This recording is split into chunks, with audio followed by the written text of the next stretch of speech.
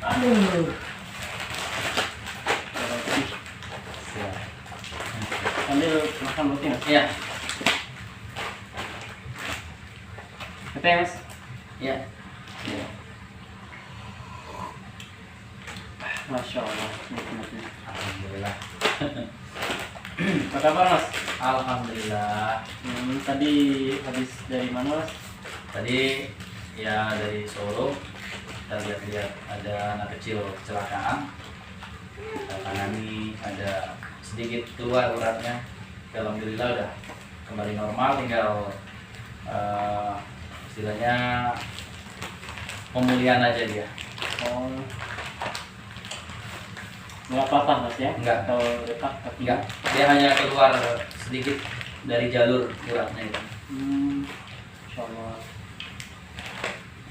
Jadi bisa tertangani dengan baik. Alhamdulillah. Luar biasa sekali mas. Mas Alvin ini udah terkenal di wilayah Sape ya. Alhamdulillah. Sape Lambu. Terkenal pijat refleksinya. Ya, yang penting saya merasa masih ada manfaatnya buat masyarakat. Masyarakat masih percaya. Ya alhamdulillah, Allah yang menyembuhkan, saya hanya perantara aja. Ya luar biasa sekali. Pasti ilmu yang saya dapatkan masih dapat diterima di masyarakat, itu yang masih saya syukuri sampai sekarang.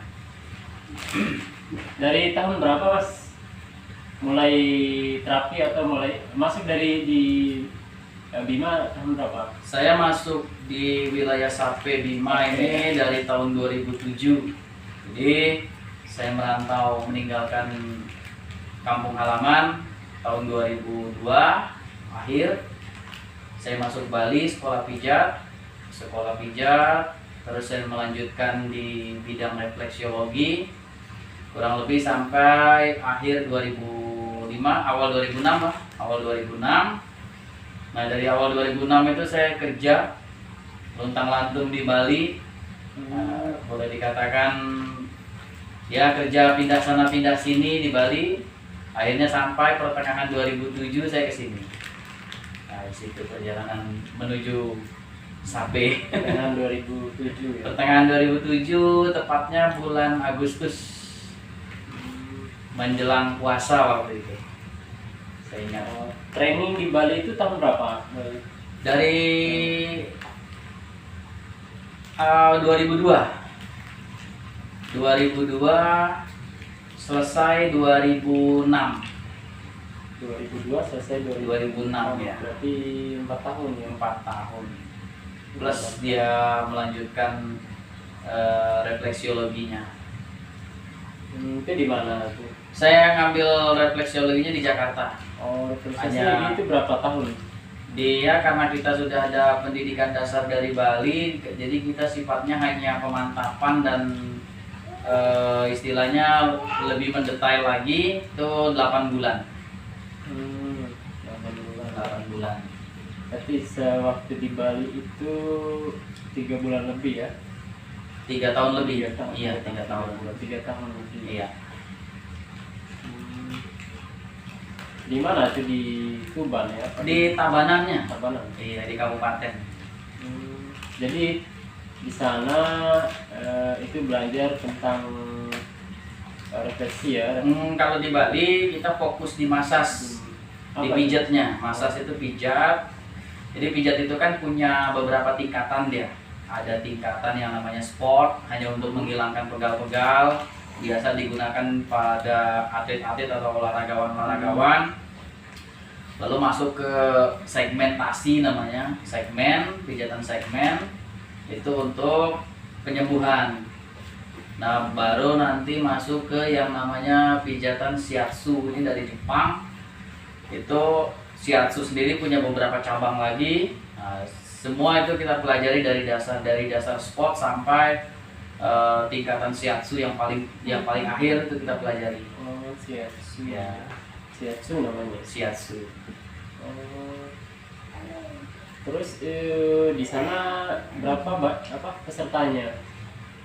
Oh banyak, Banyak ya? itu banyak. Kalau waktu itu kan sifatnya dia masih lembaga, masih di bawah naungan Kementerian Sosial Pusat ya. Nggak, kalau sekarang kan sudah dikembalikan ke daerah masing-masing, jadi keterbatasan biaya dan anggaran, jadi mereka terbatas sekali kalau sekarang. Oh, itu gratis ya? Gratis, di bawah naungan pemerintah gitu. Tapi khusus yang Disabilitasnya gratis. ya.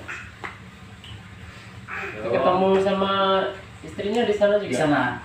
Cuman sekolah. Dia pulang, saya melanjutkan refleksi. Jadi dia nggak memahami dunia refleksi. Sama 3 tahun di. Sama satu angkatan, satu kelas. Cuman beda asrama aja. Oh, bisa ketemu di sana ya. Alhamdulillah. Luar biasa sekali ya perjalanannya. Alhamdulillah. Siapa yang ngirim ke sana, Mas? Kalau saya dulu pribadi, bukan dari dinas sosial. Kebetulan saya punya bapak itu berteman atau sahabatan dengan orang Bali. Nah, sahabatnya bapak saya ini, ayah saya ini yang paksa saya untuk ke sana. Karena ketika saya belum ada kegiatan apa-apa ya hanya di rumah aja. Jadi kalau ada teman ajak pergi main baru kita pergi main, kalau enggak ya dia di rumah aja udah. nggak terbayang saya dulu punya apa bisa ada di dunia luar, meninggalkan Jakarta. Saya nggak kebayang dulu. Ya. Nggak kebayang sama sekali, karena ya main aja harus ada orang yang bawa kan. Tapi ada keinginan ya untuk keluar daerah ya. Kalau Untuk keinginan maju ya. itu dari dulu pengen tahu. Bahkan dulu orang kan sampai mimpi-mimpi pergi ke Bali kan. Saya malah bangun tidur di Bali. Bangun tidur di Bali, Bali. tidur di Bali karena emang sekolahnya di Bali. Itu. Memang kita harus bermimpi dulu, Mas. Ya. Jadi kalau mimpi itu kan sebuah doa, Mas. Iya. Doa dan harapan. Nah, ketika kita bangun, Iya. ya insya Allah lah pasti kan tercapai. Justru kalau saya punya pegangan, mimpi itu adalah motivasi kita.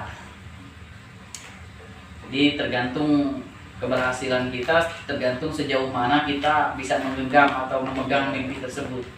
Kalau baru gagal udah kalah ya berarti mimpi yang baru kita genggam udah kita lepas lagi. Ya, sama aja kayak gitu. Ya, ada mimpi Ya. saat kita tidur itu bukan mimpi namanya. Mimpi.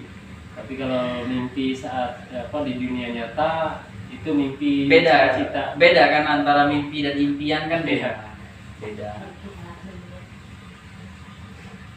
Tapi bisa kita gapai, Mas. Alhamdulillah. Insyaallah. Asalkan kita punya keinginan Keyakinan kuat tuh. Dulu juga kalau nggak saya kuat. kalau saya nggak paksakan, saya mungkin nggak akan menginjakkan kaki di sini. Memang sesuatu itu harus dipaksakan. Iya, saya modal nekat aja dulu. Karena apa? Keluarga nggak punya, saudara nggak punya di sini. Ya udah modal nekat aja. Saya tujuannya ke sini nyari keluarga, kan. Nyari keluarga, nambah saudara. Saya percayanya niatan baik pasti akhirnya juga akan baik, itu aja. Oh ya, setelah di training di Bali, lanjut ke Jakarta ya. Iya, saya studi refleksi. Iya, mendalami karena ada rekomendasi dari guru Jepang. Kan saya kebetulan jadi tutornya juga orang tutornya orang Jepang. Jadi alhamdulillah saya dipercaya untuk ya seperti kalau di kampus-kampus gitu kayak pembantu dosen lah istilahnya seperti itu. Ya, guru utama kita ini dari Jepang menyarankan saya untuk memperdalam refleksi karena dianggap saya bisa di bidang itu. Karena memang kecintaan saya atau keinginan saya di bidang kesehatan itu jauh lebih tinggi daripada pijat. Akhirnya dia sarankan untuk masuk ke refleksi, ya, menekuni bidang refleksi dan direkomendasikan salah satu sekolah refleksi di Jakarta. Tuh. Iya. Bahan prakteknya siapa, Mas? Teman-teman. Kalau dulu di Bali, sebelum kita masuk ke Masas, kita belum dikenalkan manusia. Jadi kita mempelajari dulu struktur organ tubuh, anatominya, struktur tulangnya itu kita ada patung yang bisa kita bongkar-bongkar. Nah di situ kita harus bisa merangkai lagi susunan badan manusia itu. Nanti sudah masuk tahun kedua baru kita praktek itu pun antar murid dulu, antar sesama teman lah istilahnya. Baru masuk ke guru-guru kita tangani. Gitu ya. Ya, Belajar anatomi lewat patung ya. lewat patung. Itu ada perabaannya. Oh, jadi sistem belajarnya nanti di apa? Pakai perabaan ya. Pakai perabaan. Ada alatnya gitu. Ada alat peraganya. Alat peraga supaya kita tahu Kita misalnya tahu. kita raba, oh Betul. ini jaringan yang ini Jaringannya yang kemana, uratnya larinya kemana, nanti termasuk nanti ketika kita masuk ke dunia syaraf, ke bagian syaraf atau neurologi, itu juga kita diminta untuk paham bahwa saraf ini titik simpulnya kemana. Kalau di telapak kaki umpama jempol itu larinya kemana, di tengah-tengah telapak kaki dia syarafnya organ bagian apa, nah, terus kita paham di situ. Iya. Terus masnya suka nih ya memang pelajaran-pelajaran Ya, kayak gitu. memang saya mungkin karena keinginan yang nggak kesampaian pengen jadi dokter. Oh, jadi ceritanya Jadi dulu jadi dokter. kesehatan nggak istilahnya kan masih nyambung dia, masih di dunia kesehatan. Dan dulu juga sering berteman sama teman-teman yang kuliah di kedokteran, di psikologi. Jadi saya dengerin mereka baca-baca buku itu kok saya tertarik gitu. Cuman dulu kan nggak nyangka saya bakal menekuni refleksiologi, apa bisa orang kayak saya jadi dokter kan.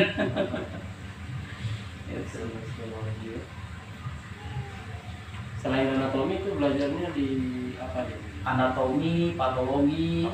Patologi itu apa? Patologi itu kita membahas masalah patogen, penyakit-penyakit dan penyakit menular, sebab akibat penyakit, perjalanan penyakit, kenapa manusia bisa sakit, itu kita pelajari semua. Sakit kepala, orang awam kan miranya kepalanya yang sakit, padahal belum tentu dia letak sakitnya di kepala, hanya efeknya di kepala itu bisa. Itu kita pelajari. Sebab akibat penyakit itu harus kita kuasai. Jadi juga udah kuasai di situ. Insya Allah. Iya. Kalau termasuk ilmu apa? Pasien-pasien kejiwaan bisa. Dulu kita Psikologinya iya, karena dulu juga kita latihannya juga kan kita dicoba di masyarakat. Jadi ketika kita mau diuji, kita sebelum ujian itu kita diterjunkan di masyarakat. Nanti di masyarakat itu kita dibekali buku sama pulpen. Jadi ketika pasien itu selesai kita tangani, pasien itu diminta untuk memberikan opininya di buku itu tentang bagaimana penanganan kita. Nah, setelah 3 bulan full kita ujian di lapangan atau di praktek di lapangan, baru kita ujian 1 bulan full. Ujian teori praktek 1 bulan. Nanti setelah ujian teori praktek, kita masih diuji lagi psikologis kita di masyarakat. Berani nggak kita tampil di masyarakat? Apakah kita nanti begitu selesai sekolah kembali lagi di rumah, kembali lagi diam di kamar, kembali lagi minder, atau justru kita aktif di masyarakat? Nah, disitulah kita mempelajari kejiwaan atau istilahnya sosial, cara bersosialisasi kita itu kita pelajari di situ. Jadi sedikit banyak kita kayak mengkaji karakter seseorang. Dan baru saya rasakan ketika saya terjun di masyarakat memang banyak sekali gunanya. Jadi kita paham berbagai karakter pasien itu kita harus pahami. Gitu. Tapi waktu di training itu belum bisa pegang pasien ya? Belum. Nanti ketika tingkat akhir baru kita bisa pegang pasien. Waktu di Jakarta udah. Kalau di Jakarta udah. Karena kan kita udah hanya di Jakarta kan kita hanya pemantapan. Artinya kalau di kedokteran kita ngambil spesialisnya lah. Gitu. Lebih fokus ke refleksinya kalau di Jakarta. Kalau waktu pertama pegang pasien ini mana rasanya? Kaku? Gugup juga sih. Gugup ya? Takut pasien ini takut kecewa, Iya. takut nggak puas dan sebagainya. Nah, itu kita beradaptasi dulu lah. Tapi gimana reaksi pasiennya waktu penanganan pertama? Eh, kita dapat informasi dari pasien merasa enak aja, itu saya udah senangnya luar biasa. Itu pasien apa, Mas? Dulu pertama kali saya menangani pasien itu tetangga sendiri, dia punya makronis. Ya, Mas. Nah, makronis, akhirnya saya berikan penjelasan bahwa makronis ini bisa ditangani lewat refleksi. Saya paparkan sedikit tentang kegunaan refleksi atau manfaat refleksi untuk lambung, dan alhamdulillah beliaunya yakin dan bersedia ikut terapi. Itu saya terapi dulu 1 minggu 3 kali, dan itu hanya makan waktu 12 kali. Itu dia merasa sudah sembuh total, dia menyatakan sudah sembuh total, itu saya udah senangnya luar biasa. Dan dulu itu saya nggak dapat apa-apa. Artinya emang murni saya pengen nyoba ilmu saya. Nggak dikasih upah gitu? Ya memang kalau bayaran kan memang dulu saya bukan nggak butuh ya, bukan nggak butuh, karena memang awal saya pulang sekolah itu saya pingin coba dulu ilmu saya, ya. Jadi ya dikasih aja saya ambil, nggak dikasih ya saya nggak minta istilahnya. Dulu saya seperti itu. Tapi dikasih ya? Ya ada sih, Sekedar- sekedar beli uang rokok atau uang jajan lah istilahnya gitu kan. Tetap ada, walaupun saya nggak minta. Oh, tapi alhamdulillah pasiennya sembuh ya? Sembuh. Alhamdulillah 12 kali penanganan, dan itu dia menyatakan sembuh dan berani makan makanan pedas. Asam lambung ya? Asam lambung dia kronis Lambung kronis. karena sudah luka, dan itu memang dibenarkan ketika dia rongsen ada lambung yang luka. Right. Oh, bisa lewat refleksi Mas ya? Ya karena dari syaraf tuh nggak bisa dibohongin. Jadi kalau di syaraf itu kita ada rumus yang kita pelajari orang ini sakit apa. Jadi tanpa kita tanya pun kita bisa tahu, kecuali emang orang itu mau menutupi penyakitnya, mau ditutup-tutupi istilahnya. Oh, jadi kita bisa langsung tahu ya lewat Insya Allah deteksi. kalau kita paham rumus-rumus syaraf itu insya Allah bisa kita deteksi. Jadi kayak ini ya, misalkan kita megang langsung Iya. saraf itu ngasih tahu nih ini penyakit ini nih. Ya, jadi ada rumusnya. Ada rumusnya. Ya, ada rumusnya. Kalau saraf yang ini ditekan dia reaksi, terus yang ini enggak, berarti menimbulkan gejalanya di mana itu nanti ketahuan. Jadi walaupun pasien bohong ya, Bohong pasien ya, menutupi tutupi penyakit. ya. Kalau saya sih nggak masalah, yang penting apa yang saya temukan saya sampaikan. Iya, iya, iya. Karena di dalam otak itu kan ada yang namanya bar reseptor. Nah, bar reseptor ini yang menginstruksikan ke seluruh anggota badan kita. Nah, di situ sensitif nggak terhadap saraf yang kita tekan. Kalau dia nggak sensitif, nah berarti dia ada masalah di situ, di organ tersebut ada masalah. Atau ada penyakit yang berhubungan dengan organ tersebut, nah itu juga bisa. Jadi yang sakit lambung itu direfleksi ya selama Ya, direfleksi aja. selama berapa kali dong? Dulu seminggu 3 kali, Seminggu 3 kali. dan saya masih ingat itu 12 kali penanganan. Nggak konsumsi obat? Enggak, sama sekali enggak. Cuma Cuma saya refleksi. minta untuk tidak memakan yang saya pantang. Apa itu Mas? Ya seperti asam berlebihan, kadar asam yang berlebihan, santan, pedas, karena dia kan luka. Nah, jadi untuk menutupi lukanya itu. Iya ya. Kalau apalagi makan yang pedas Mas ya? Makan yang pedas. Kayak saya ini asam lambung kayaknya Mas. Oh, Soalnya kalau makan yang pedas itu langsung sakit perut, muncrat. ya biasanya dia dalam proses mencernanya itu kurang optimal. Jadi keburu mengendap dalam dinding lambung sehingga sensitivitas lambung itu terganggu. Berarti mudah sekali deteksinya Mas ya. Soalnya gini Mas, pengalaman saya nih pendampingan pasien-pasien yang kayak pasien yang asam lambung, Iya. terus pasien-pasien yang komplikasi, ya kita kan harus pergi ke rumah sakit dulu, pemeriksaan awal. Jadi kita mengambil cek darah lengkap dan sebagainya, kemudian konsultasi sama dokter. Nah, itu pun belum ini mas, belum bisa mengambil kesimpulan Belum bisa bahwa ini mengambil penyakit ini kesimpulan. penyakit itu mas. Jadi kita harus deteksi lebih lanjut lagi mas. Misalkan kita harus periksa lagi ke Mataram atau ke Bali. Terutama nih yang lebih sulit lagi yang asam lambung mas. Asam lambung.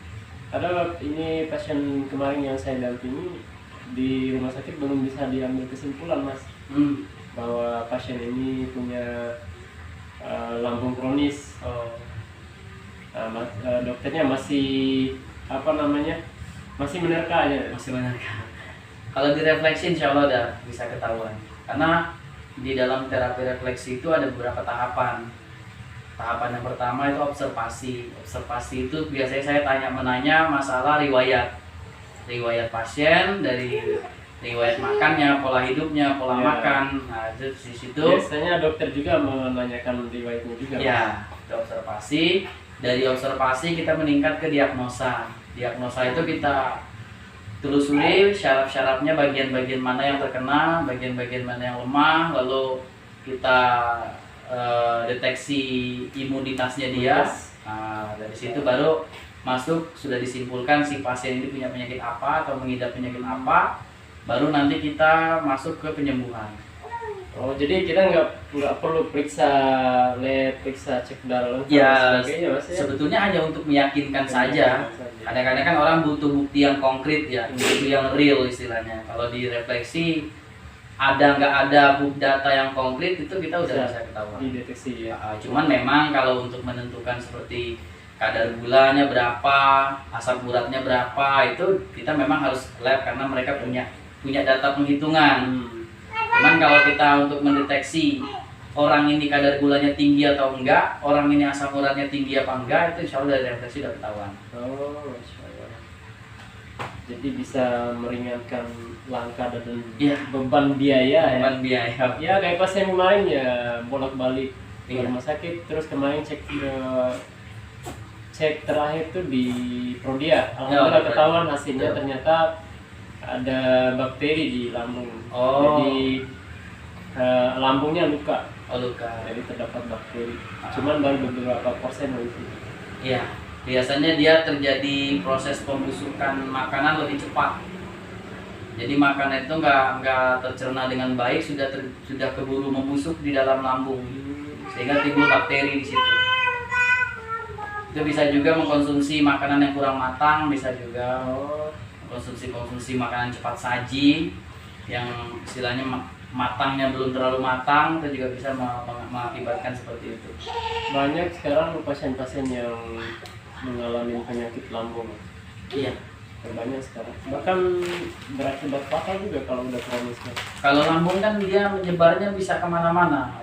Iya. Jadi bisa ke tipes, bisa ke hepatitis, bisa juga ke radang usus, bisa juga ke wasir ambeien. Semua berawalnya di lambung. Oh, luar biasa ya kalau deteksi lewat refleksi ya. Jadi Insya Allah bisa. Bisa ketahuan lah penyakitnya ya.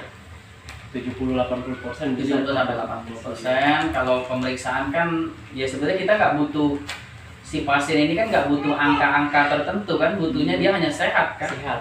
Untuk apa kita mengetahui kadar asam urat kita sekian, kadar gula kita sekian, tapi penanganannya nggak ada kan, percuma. Iya.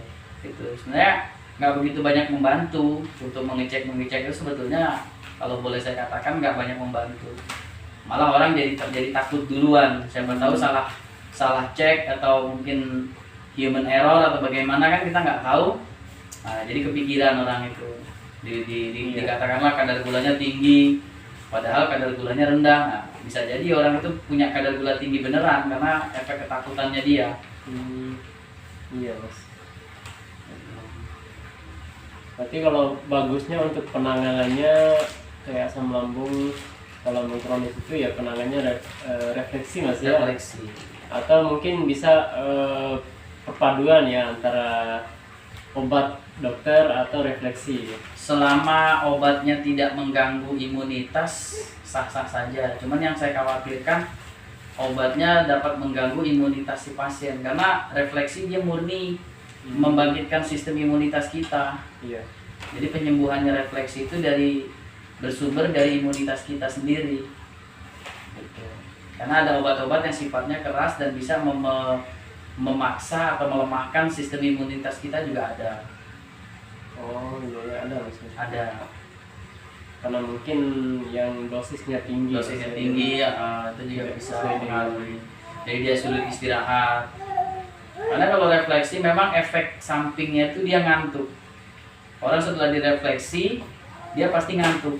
Nah di saat kita tidur istirahat itulah imunitas kita bekerja menguatkan tubuh kita atau menyembuhkan kita. Situ.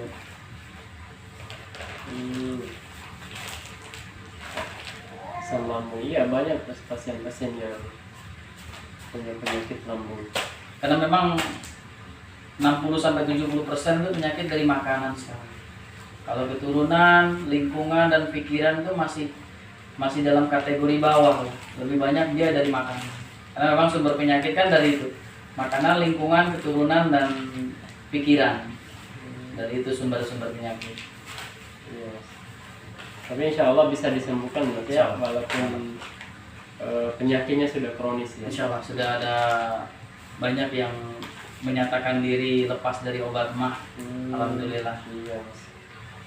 Kayaknya menarik kita bahas tentang penyakit mah ini Mas. Mah betul. Karena memang penyakit yang memasyarakat. Ya, soalnya penyakit mah ini bawaannya banyak Mas. Bawaannya banyak. Yang saya ketahui. Iya. Jadi selain gejalanya sakit perut, mencret dan sebagainya, ada demam. Kemudian ada gejala suka was-was, ketakutan. Nah, betul. Karena itu efek psikologisnya seperti itu. Psikologis. Karena gini, mah ini kan harus kita bedakan. Dia kan punya dua jenis. Dia ada disebabkan oleh asam lambung, bisa juga disebabkan oleh gas lambung. Kadang-kadang di sini masyarakat salah penanganan. Mah karena gas lambung dipakai penanganan mah asam lambung, jadi ya nggak ngefek. Padahal kita harus tahu dulu mahnya ini kenapa. Karena memang kalau udah sakit perut pasti orang larinya ke mah, belum tentu. Iya. Mah ini kan penyakit yang ada dalam lambung. Perlu digarisbawahi, mah penyakit yang ada di dalam lambung. Luar dari lambung ya tentu bukan mah. Iya. Tapi kan perut kita orang awam taunya lambung. Nah, padahal sakit perut, mencret, diare itu belum tentu permasalahannya di lambung, lebih ke usus dia, lebih ke usus. Karena pencernaan lambung adalah salah satu item dari pencernaan, nah, gitu, salah satu bagian dari pencernaan. Tapi pencernaan bukan hanya lambung, termasuk lidah, mulut itu pun bagian dari pencernaan. Gitu. Kayaknya materi tentang penyakit mah ini kayaknya panjang Mas ya. Panjang betul dan kompleks. Belum kita mampu membahasnya hari ini ya. Betul. Siap. Jadi kita sambung lagi di lain waktu ya. Siap. Karena memang penyakit yang banyak ditemui di masyarakat khususnya sapi ini yaitu salah satunya yang tertinggi ya mah ini. Iya. Masalah pencernaan. Nanti kita diskusi lagi mengenai penyakit mah ini. Siap. Udah gitu aja Mas ya. Oke, terima kasih ilmu dan waktunya. Alhamdulillah. Semoga ini akan sangat bermanfaat buat Amin. masyarakat luas, Amin. buat keluarga kita, saudara kita yang punya gejala penyakit mah. Amin. Insyaallah. Udah.